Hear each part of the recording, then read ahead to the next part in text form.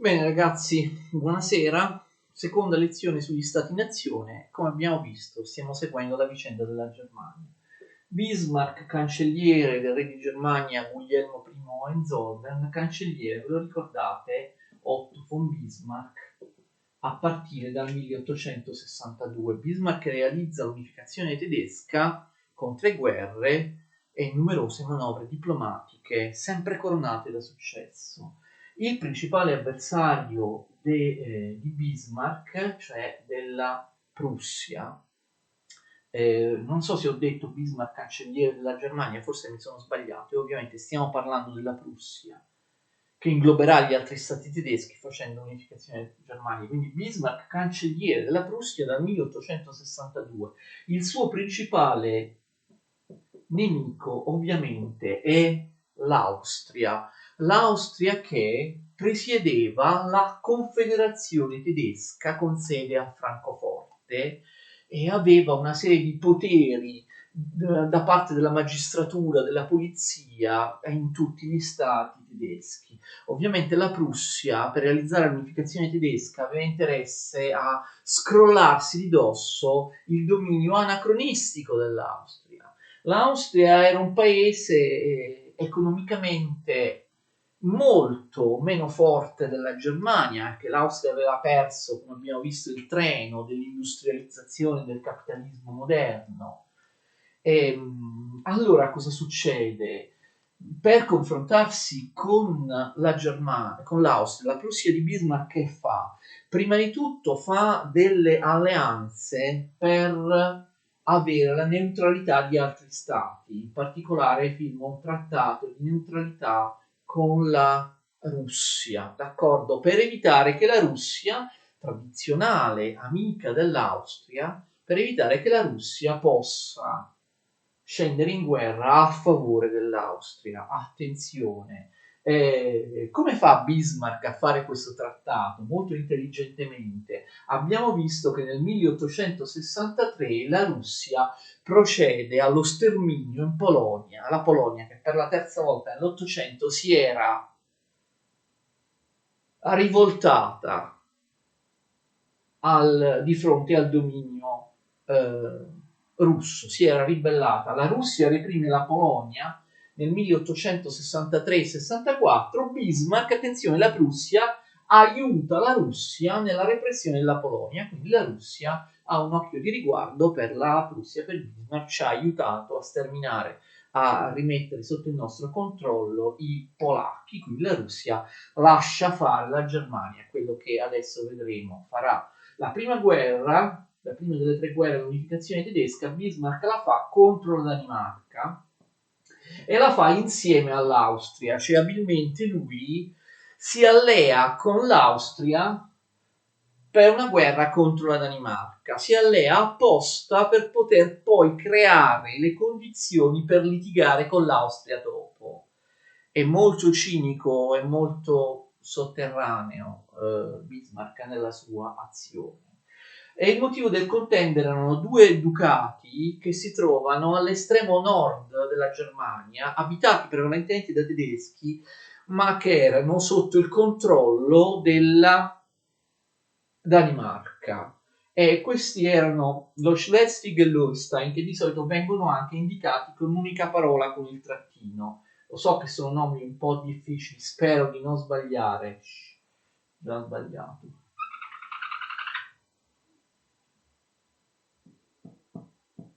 Schleswig, Schle, non ce la farò mai a scriverli correttamente. Schleswig Holstein, Schleswig Holstein, 2 ducati, quello dello Schleswig e quello dell'Holstein. Spero di averli scritti bene. Allora, sia l'Austria sia la Germania pensavano che questi 2 ducati dovessero appartenere non alla Danimarca, ma alla Germania e quindi alla Confederazione tedesca presieduta dall'Austria. Perché c'era un problema anche di successione. Il re Cristiano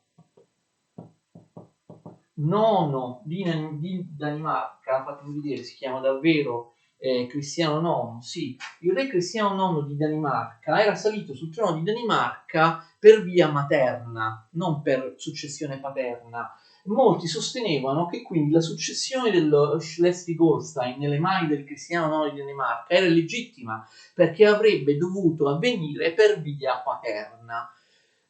Questo è l'escamotage, la scusa che permette a Austria e Germania di dichiarare guerra alla Danimarca. La Danimarca ovviamente viene facilmente battuta da Austria e Germania e Schleswig e Holstein passano appunto ad Austria e Germania. Che succede? Succede che dopo una serie di trattative Austria e Germania si dividono la potestà di Schleswig-Holstein. All'inizio non doveva essere così, ma poi Austria e Germania, dopo la guerra vittoriosa, si spartiscono Schleswig e Holstein. Dopodiché Bismarck riesce a litigare apposta con l'Austria per l'amministrazione di questi due ducati. Crea proprio apposta con intenzione dei piccoli incidenti per avere la scusa di fare la guerra all'Austria. Quindi la seconda guerra è contro l'Austria 1866. Molto abilmente Bismarck ottiene la neutralità non solo di Russia e di Francia, ma ottiene anche l'alleanza con l'Italia. Vi ricordate che la guerra austro-prussiana, la guerra tra Austria e Prussia nel 1866, dal nostro punto di vista, noi come la chiamiamo? La chiamiamo terza guerra di indipendenza, no? Perché insieme alla Prussia combatte anche l'Italia.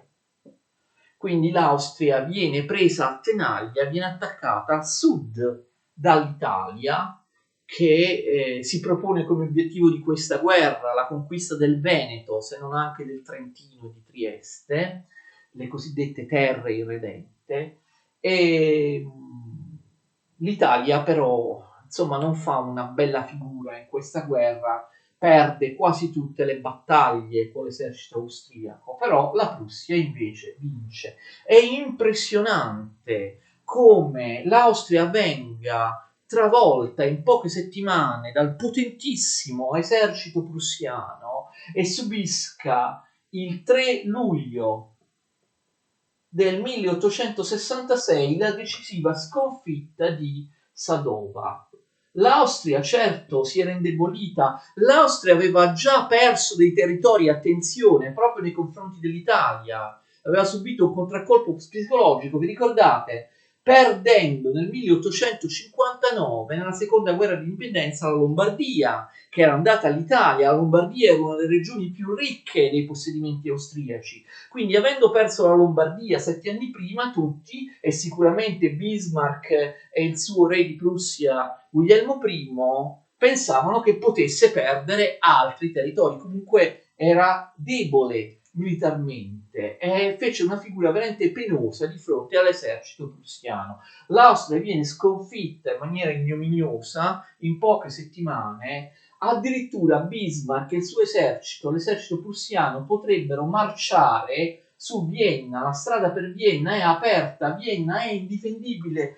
I generali prussiani spingono su Bismarck perché conquisti e devasti totalmente l'Austria, prenda Vienna e così via, ma Bismarck abilmente non lo fa, si ferma. Fate attenzione, Bismarck non ha interessi a disarticolare o a distruggere potenze europee mettendo a rischio l'equilibrio europeo, quindi pur potendo distruggere l'Austria definitivamente, Bismarck non lo fa perché avrebbe prodotto una guerra europea, si sarebbero ribellati gli ungheresi, i cechi, i croati, e i serbi e tutte le altre nazionalità oppresi, gli slovacchi e tutte le altre. Non si sa come sarebbe finita. Bismarck non voleva rovinare l'equilibrio europeo. Bismarck non ha mai avuto l'interesse, attenzione, lo ripeteremo anche in seguito, a distruggere grandi potenze e a provocare guerra europee, la distruzione del faticoso equilibrio diplomatico, politico e militare tra le grandi potenze. Bismarck non è Hitler e non è neanche Napoleone. Bismarck voleva solo unificare la Germania e renderla forte, ma si fermava lì. Le sue idee non prevedevano un'espansione a danno delle altre grandi potenze europee, un'espansione, un dominio dell'Europa, un'occupazione di tutta l'Europa. Lui non ha interesse a rompere l'equilibrio, a far franare completamente l'Austria, aprendo chissà quali guerre che potevano essere pericolose per la Germania. Quindi salva l'Austria, però molto abilmente costringe l'Austria a delle condizioni di pace molto gravose per l'Austria. Al di là del fatto che l'Austria perde il Veneto in questa guerra che viene dato all'Italia, vedremo parlando del Regno d'Italia che l'Italia non si era comportata in maniera brillante in questa guerra, quindi ebbe il Veneto, ma non il Trentino o altri territori austriaci popolati da italiani. Che cosa successe? Ovviamente Bismarck si prende la totalità dello Schleswig e dell'Holstein. Vedete come era stata stupida l'Austria a imbarcarsi in una guerra per conquistare un pezzo di territorio, lo Schleswig-Holstein in Danimarca, totalmente lontano dall'Austria, che all'Austria non serviva assolutamente a niente, d'accordo? L'Austria accetta, attenzione, prima di tutto che la Prussia inglobi altri stati tedeschi, quindi questa guerra all'Austria serve anche alla Prussia per espandersi ancora di più. L'Austria dà il consenso al fatto che la Prussia si prenda altri stati tedeschi importantissimi come l'Hannover, l'Assia o città come Francoforte. Voi direte, ma che c'entra? Non mica sono state toccate dalla guerra Hannover, Assia, Francoforte e altri territori tedeschi. Non fa niente. Bismarck li occupa dopo la guerra con l'Austria col consenso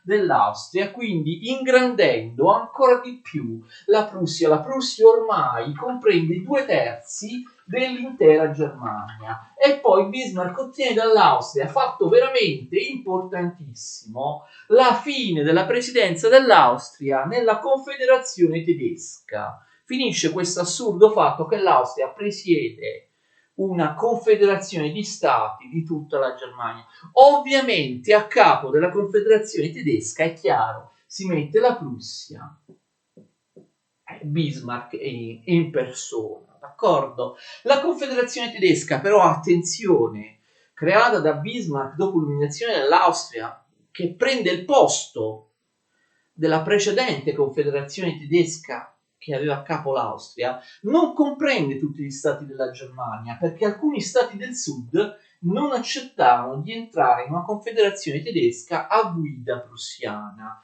Quindi la confederazione tedesca, di cui la Prussia, Guglielmo I, il re, Bismarck, il cancelliere, adesso conquistano come presidenza, riguarda soltanto gli stati del centro-nord della Germania. Infatti viene chiamata Confederazione del Meno. Perché? Perché comprende quegli stati tedeschi che sono a nord del fiume Meno.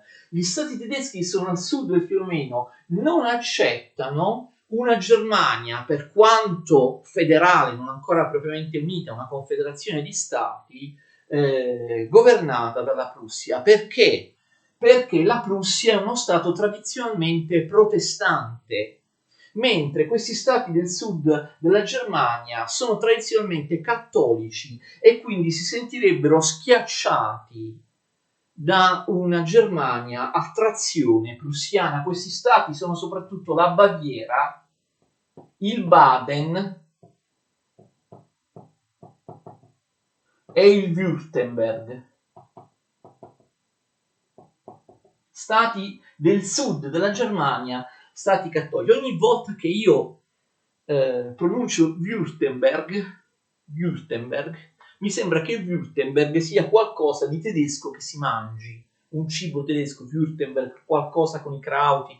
Invece no, Württemberg è uno stato del sud della Germania.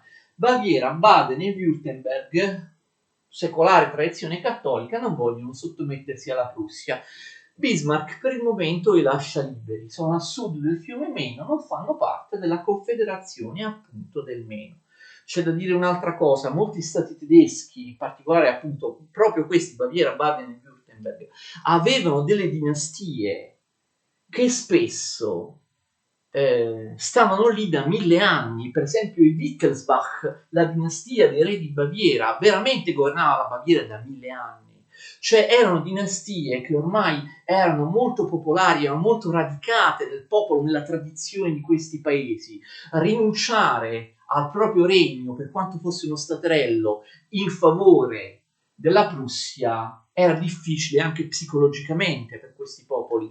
Non si tratta, come nell'Italia, di regnanti, di sovrani come i Borboni a Napoli, che regnavano solo da 150 anni, oppure ancora peggio, quei duchi di Toscana, di Modena, di Parma, di Lucca, che erano anche stranieri, erano stati insediati dal Congresso di Vienna pochi decenni prima, d'accordo? Qui, a differenza degli staterelli italiani, si tratta di stati che hanno una tradizione secolare di dinastia.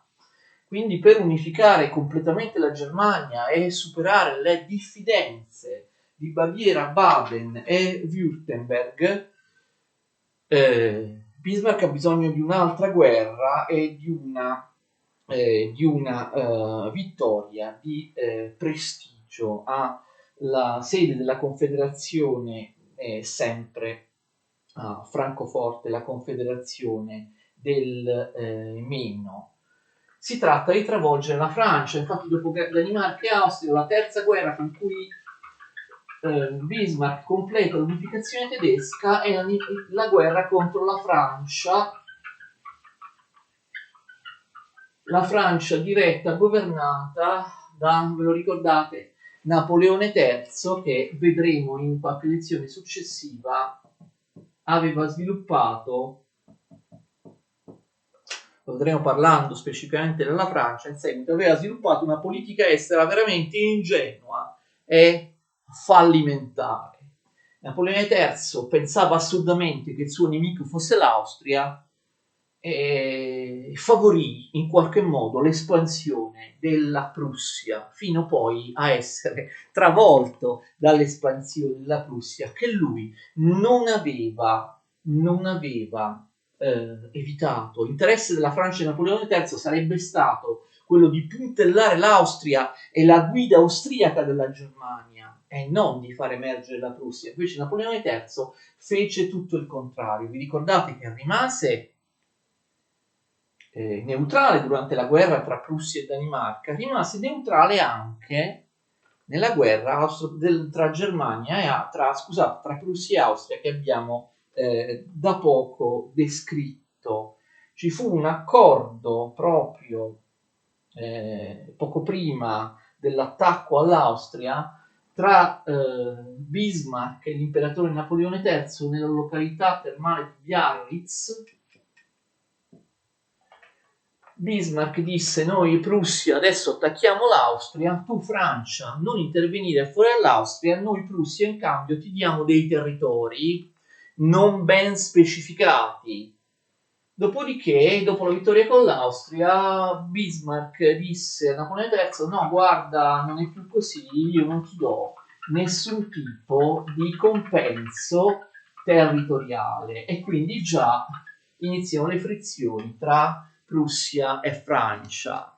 L'abile Bismarck vuole creare le condizioni affinché l'ingenuo, l'inetto Napoleone III sia lui a dichiarare guerra alla Prussia, per poter quindi Bismarck passare per l'aggredito e non per l'aggressore. Una serie continua di provocazioni. Prussia e Francia litigano per vari motivi. La Francia vuole i compensi territoriali promessi a Biarritz, la Russia si oppone. A un certo punto Napoleone III vuole prendersi il Lussemburgo, la Prussia assolutamente si oppone. Poi c'era una questione in Spagna. Era successo che la regina Isabella di Spagna era morta e c'era un problema di successione, non si capiva chi dovesse essere il nuovo re di Spagna, d'accordo? E allora che cosa successe? Bismarck, proprio per provocare la Francia, propose che fosse un re tedesco. Questa era una cosa, un re tedesco, ma tra l'altro un Hohenzollern, cioè un parente del re di Prussia Guglielmo I.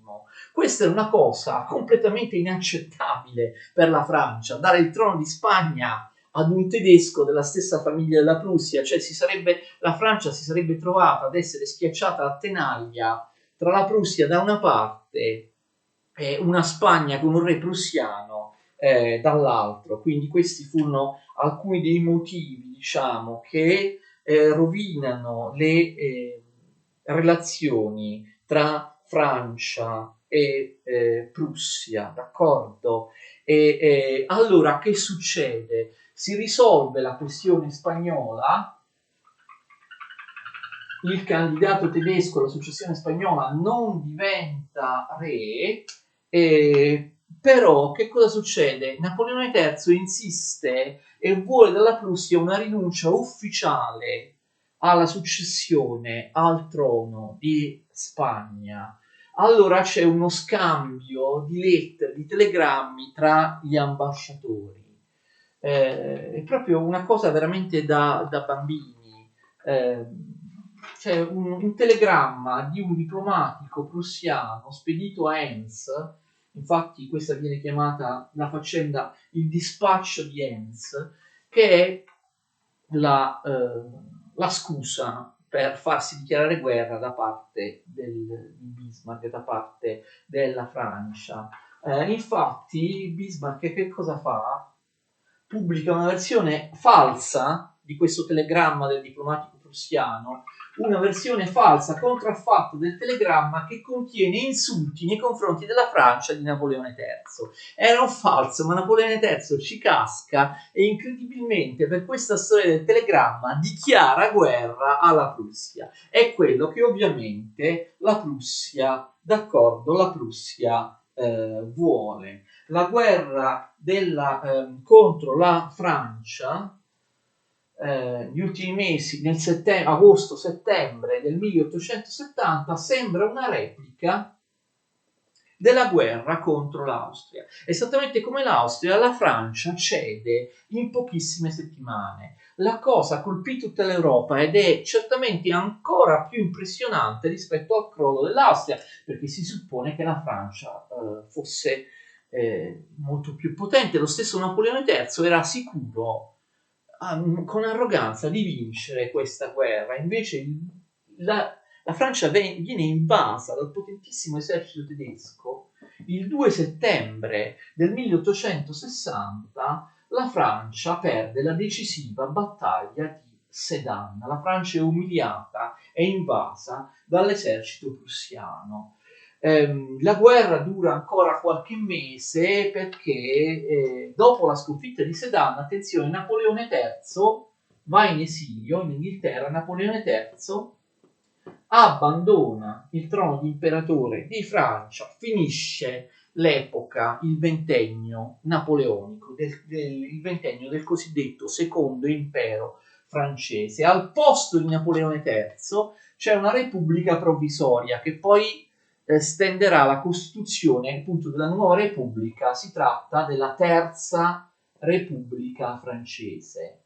La terza repubblica francese vorrebbe firmare la tregua, la pace con la Germania che ha invaso ormai e stava puntando su Parigi, ha invaso la Francia, però Parigi non è d'accordo e fa le barricate, quindi la guerra in realtà si conclude soltanto quando l'esercito regolare francese della Terza Repubblica riesce a riconquistare, assediare e riconquistare Parigi all'inizio del 1871. Nel frattempo a Parigi erano andati poi al potere i socialisti e si era affermata per breve tempo la famosa Comune di Parigi, ma parleremo di questo episodio che avviene durante la guerra franco-prussiana in seguito, quando parleremo della Francia nella seconda metà dell'Ottocento, d'accordo? Quindi a un certo punto viene firmata la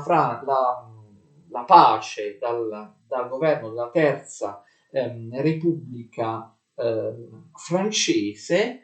L'unificazione tedesca è fatta sulle spalle della Germania il 18 gennaio 1871 a Versailles, quindi attenzione, Versailles vicino Parigi, in territorio francese, non in Germania, ma in Francia, nella Francia occupata.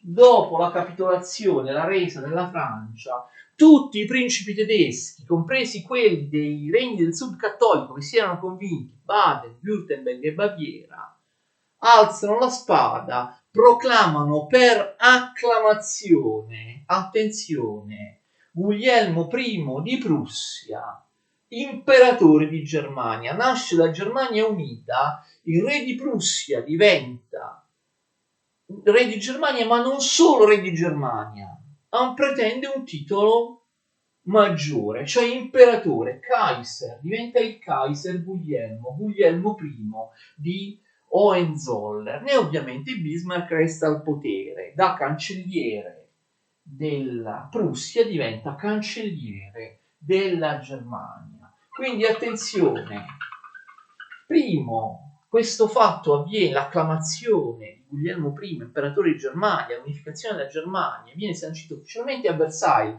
non in un posto, in un luogo della Germania, ma all'estero, per sfregio nei confronti della Francia. La Germania nasce sulle rovine della Francia, simbolicamente nel luogo Versailles, che era il luogo della reggia, dei sovrani assoluti e quindi del secolare potere, della grandeur della Francia. Quindi viene fatto apposta per umiliare la Francia. La Francia viene umiliata anche in un altro modo, deve cedere alla Germania due regioni importantissime al confine tra Francia e Germania, abitate soprattutto da francesi, che sono l'Alsazia e la Lorena. Crudelmente la Germania toglie alla Francia l'Alsazia e la Lorena, una ferita gravissima per la Francia, anche perché Alsazia e Lorena sono due zone industrialmente importantissime, vi sono le miniere di carbone e anche le miniere di ferro. Inoltre la Francia viene costretta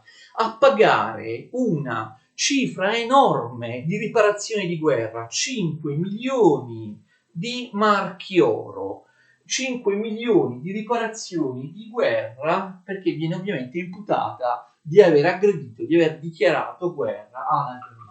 Quindi sull'umiliazione della Francia nasce la Germania unita, addirittura non un regno ma un impero. Il secondo impero, perché vi ricordate, il primo impero era il Sacro Romano Impero, fondato da Carlo Magno, che era durato quasi 1000 anni e che era durato poco più di 1000 anni ed era stato abolito nel 1806 da Napoleone. Quindi per quello, ricordando il millennio del Sacro Romano Impero Germanico, nasce presuntuosamente con Guglielmo I di Hohenzollern il secondo impero, una Germania potentissima che fino a pochi decenni prima non era niente, non era neanche unificata. Adesso nel 1871 tutti si trovano di fronte alla Germania, lo stato più potente sicuramente dell'Europa continentale, ha umiliato anche la Francia, e inoltre seconda potenza industriale dell'Europa, se non del mondo, dopo la Gran Bretagna. Quindi così viene fatta l'unificazione tedesca. Per acclamazione che cosa significa? Avete capito? C'era stato bisogno di una vittoria prestigiosissima contro l'eterno nemico della Germania, cioè la Francia, per convincere i sovrani di Baden, Württemberg e Baviera, gli stati cattolici del sud, ad accettare l'unificazione sotto la Prussia, a cedere i loro territori al regno di Prussia in una Germania unita. È la Germania unita, sin dall'inizio è a trazione prussiana. La classe dirigente della Germania resta sempre quella della Prussia. Infatti Bismarck, primo ministro di Prussia, diventa primo ministro anche della Germania, ma non è tanto quello. Il Parlamento continua, il Parlamento prussiano diventa il Parlamento della Germania. Berlino, capitale della Prussia, diventa prima. Ma non solo, ma la Costituzione tedesca, quindi compreso il Parlamento, il funzionamento del Parlamento, e tutte le leggi tedesche vengono automaticamente applicate anche agli altri stati della Germania. Quindi si tratta di una Germania a trazione prussiana, una Germania in cui la Prussia fa la parte decisamente maggiore. Il Parlamento, l'abbiamo già visto, Reichstag è democraticamente eletto. Poi c'è la Camera dei Signori che si trasforma in Reichstag, Reichsrat. Reichstag, la Camera eletta, e la Camera dei Signori si trasforma in Reichsrat e viene comunque nominata dal sovrano. I rappresentanti sono nominati dal sovrano, però questo Reichsrat viene anche chiamato Bundesrat, come si chiama oggi nella Germania odierna, cioè Camera federale, Camera delle regioni, perché è un senato, diciamo, delle regioni. Il Senato delle Regioni, almeno all'inizio, poi non sarà più così, ha dei membri nominati direttamente dal re di Germania, però rappresenta le autonomie regionali. Quindi attenzione, Prussia è uno stato autoritario, però a differenza dell'Italia, è unita 10 anni prima, si è unita l'Italia oppure della Francia, non è uno stato centralista, ma dà ampie libertà alle regioni che hanno un'autonomia, vengono chiamate Länder, come vengono chiamate oggi, al singolare Land. Una regione tedesca è un Land, al plurale le regioni tedesche si dice Länder, d'accordo? Quindi il Parlamento, esattamente come in Prussia, aveva uno scarsissimo potere, aveva potere soltanto sulle materie economiche, finanziarie. Infatti, in seguito, nella storia della Germania Unita, Bismarck litigò più volte con il Parlamento che non voleva approvare il bilancio annuale. Però il Parlamento aveva un qualche potere soltanto in materia economica, esattamente come il Parlamento prussiano, e invece il Parlamento tedesco, che era lo stesso Parlamento prussiano, che poi fu imposto a tutta la Germania, non aveva assolutamente il potere di dare la fiducia al cancelliere, in questo caso Bismarck veniva scelto direttamente dal re, o meglio dall'imperatore, dal Kaiser, Guglielmo I, né poteva togliere la fiducia al governo, né aveva nessun tipo di competenze in materia di politica estera, di esercito, di burocrazia, di amministrazione, di organizzazione dello Stato. Inoltre, attenzione, il sistema elettorale era fatto in modo che la maggioranza degli eletti al Reichstag fosse comunque più del 50% una maggioranza di deputati della Prussia. Quindi si andava a votare, si eleggeva il Reichstag veniva eletto da tutti i cittadini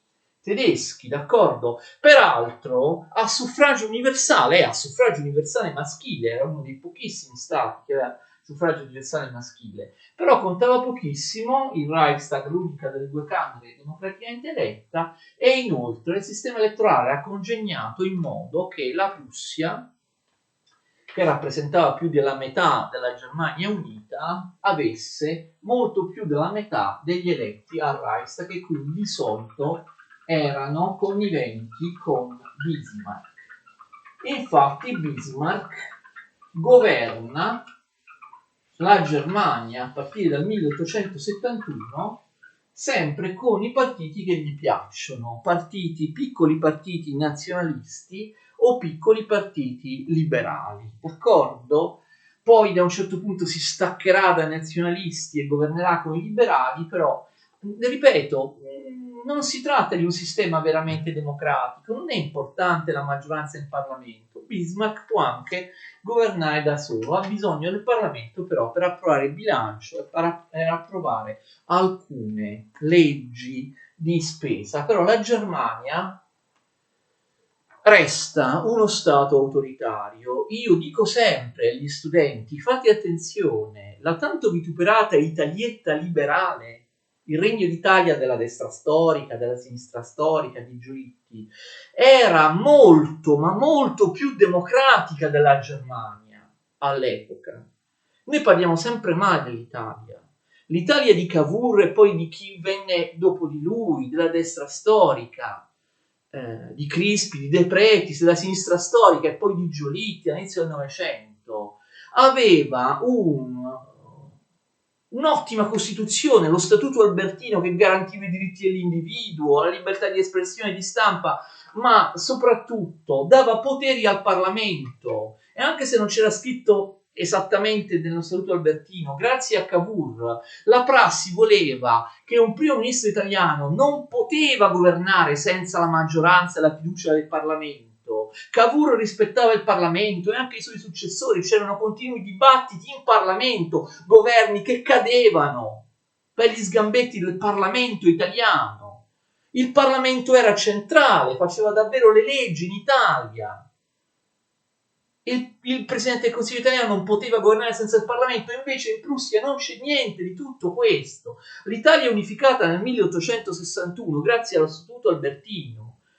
Per decenni e decenni è stato un paese molto molto più democratico e liberale della Germania unificatasi 10 anni dopo, nel 1871, d'accordo? Peraltro anche la politica interna di Bismarck, attenzione, fu molto autoritaria, perché insomma anche in Germania, attenzione, come in tanti paesi europei, ma in Germania forse anche prima degli altri paesi europei, vengono fondati, si diffondono e hanno successo in Parlamento i partiti di massa che l'aristocratico elitario Bismarck non sopporta. Prima il centrum cattolico, pensate, in Italia per via del sillabo e dell'opposizione del Papa era impossibile formare un partito cattolico e invece in Germania, ribellandosi agli ordini del Papa, i cattolici tedeschi fondarono un partito di centro, il Zentrum, partito di centro cattolico, che prese un sacco di voti al Reichstag. A Bismarck non interessa perché tanto, anche se non ha la maggioranza al Reichstag, continua a governare, ve l'ho detto, con i suoi piccoli partiti nazionalisti o liberali, però il centro prende più voti. Bismarck non può accettare questo e inizia una guerra durissima contro il Centrum. Il Centrum, secondo lui, rappresenta la Chiesa Cattolica. Perché Bismarck se la prende con questo primo partito di massa, il Partito Cattolico? Perché lo considera un partito potenzialmente antinazionale. Abbiamo detto che la Prussia era protestante, per Bismarck i buoni cittadini tedeschi erano protestanti. I cattolici rischiavano di seguire le direttive del Papa, che vi ricordo all'epoca non accettava gli stati liberali. Per Bismarck i cattolici erano un elemento potenzialmente centrifugo della Germania.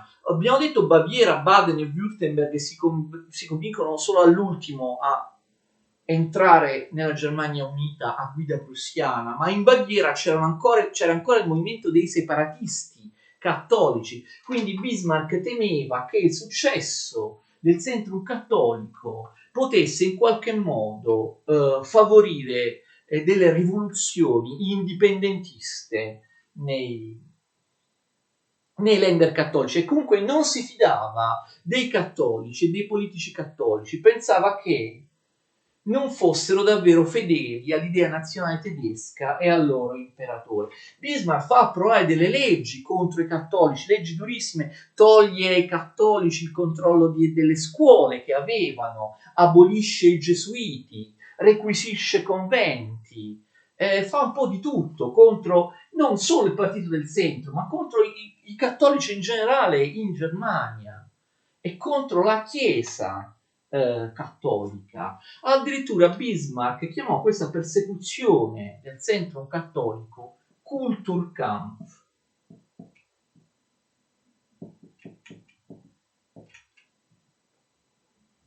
Kulturkampf in tedesco vuol dire addirittura battaglia per la civiltà, quindi pomposamente le sue lotte contro il centro cattolico lui la chiamò battaglia contro la civiltà, ma ben presto compare un secondo partito di massa che per Bismarck è molto più preoccupante. Nel 1875 viene fondata la famosa SPD, il Partito Socialdemocratico Tedesco, Sozialistische, no scusate, Sozialdemokratische Partei Deutschland, Sozialdemokratische Partei Deutschland, Partito Socialdemocratico della Germania, Partito Socialdemocratico tedesco, il primo in ordine di tempo e il più importante di tutti i partiti socialisti, socialdemocratici, operai dell'Europa. Il partito che inizia a organizzare reti di protezione, di istruzione per gli operai, per i figli degli operai. Bismarck considera pericolosissimo questo, non solo perché l'ideologia ovviamente marxista, socialista gli ripugna, ma perché lui non vuole che vi siano organizzazioni, capite, che sfuggano dal controllo dello Stato e che in qualche modo siano organizzazioni sociali che si rivolgono al popolo per soddisfare i bisogni del popolo, così come considera pericolose le organizzazioni cattoliche, associazioniste cattoliche nel centro che si diffondono soprattutto nelle campagne. Considera molto pericolosa la rete assistenziale per gli operai della SPD. La SPD sarà, lo vedremo, parleremo in un'altra lezione del movimento operaio, argomento importantissimo, sarà il primo, il più importante, il più fecondo, il più di successo in termini di voti, sempre sarà il più importante tra i partiti operai socialisti del movimento operaio in Europa, arriverà a prendere moltissimi voti nel Reichstag, nel Parlamento, addirittura all'inizio del 1900, ma Bismarck non era più al potere,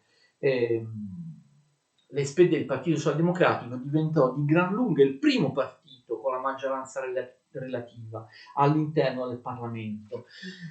All'interno dell'SPD vedremo i nomi appunto in una prossima lezione in cui parleremo del movimento operaio, si esprimono le maggiori personalità della filosofia marxista, socialista europea, d'accordo? Dai riformisti ai revisionisti ai rivoluzionari. Quindi sarà anche una fucina di idee, di ideologie. Più grandi pensatori del movimento operaio nel secondo Ottocento, primo Novecento, molto spesso provenivano dalla Germania e dalle file dell'SPD. Allora Bismarck considerò ovviamente i socialdemocratici molto più pericolosi dei cattolici e quindi fa una virata a 360 gradi. Si allea con i cattolici, dice scusate cattolici, vi ho perseguitati fino a ieri, ma adesso abbiamo un nemico comune, si allea con i cattolici e insieme al Centrum, che prima aveva perseguitato, scatena una guerra contro la SPD, d'accordo? Ci saranno addirittura delle leggi antisocialiste che nel 1870, dopo una serie di persecuzioni, di leggi,